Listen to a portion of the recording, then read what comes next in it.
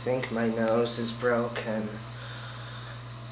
Hello, my name is Gabriel Miller Aaron, and today I'm going to be talking about the nature of reality.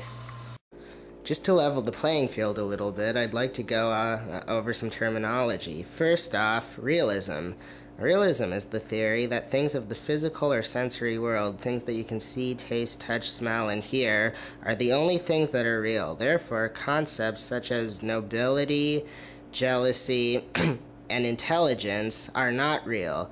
This is a little bit weird in my opinion, because isn't real also a concept? I mean, you can't really sense real in any sort of a physical way. Anti-realists, on the other hand, claim that just because it can be seen doesn't mean that it exists. After all, what is the world around us except for a mere product of the senses? This dualism between realism and anti-realism was incidentally coined by a man named Michael Dummett, excuse me. And this dualism was coined in his book, his paper, incidentally called Realism. Isn't that a weird coincidence? And in this paper, he also discussed several prestigious terms, which I would like to discuss with you right at the moment. The first term that he discussed was called nominalism. Now, nominalism, they believe that concepts are not real. Concepts, like I was talking about earlier with realism, this is a realist concept. Things like pride and jealousy and all of the emotions and intelligence and concepts that define people, strength, nobility, things like these are not real because you cannot sense them. You see what I'm saying? Okay, and now he also discussed.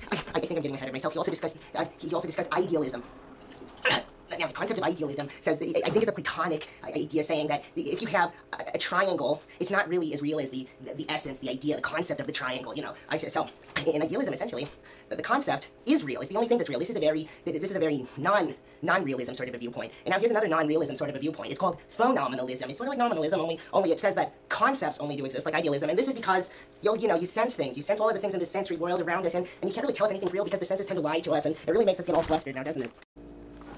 If the world around us is indeed sensory, and we can't really tell what's going on because our senses are very deceptive, then how can we tell what is real and what we can be certain of?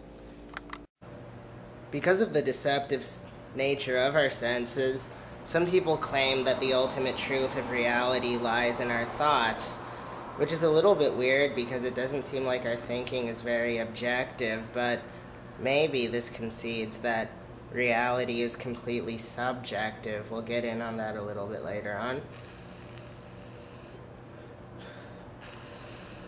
But in that case, in the question of what we can be absolutely certain of, we might have to bring thought into speculation a little bit, because how can we tell a true thought from a false thought?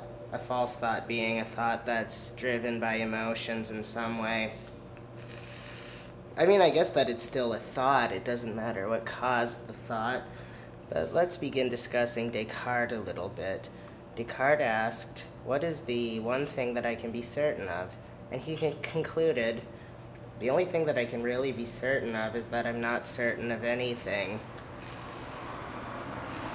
If you're doubting, you can't really disprove that you're doubting, because if you tried to disprove it, you'd be doubting that you were doubting. He coined the term, I think, therefore I am, essentially meaning the only thing that I can be certain of is that I am thinking. It doesn't matter if the thoughts are true or real or not. Even if I'm speculating the truth of thinking, I'm still thinking. Therefore, perhaps it should have been phrased, I doubt, therefore I am. There are some who claim that every living thing and every sentient being has its own subjective reality, and that for every living thing in the universe there is a different reality. This means that there could be an infinity of different realities, practically.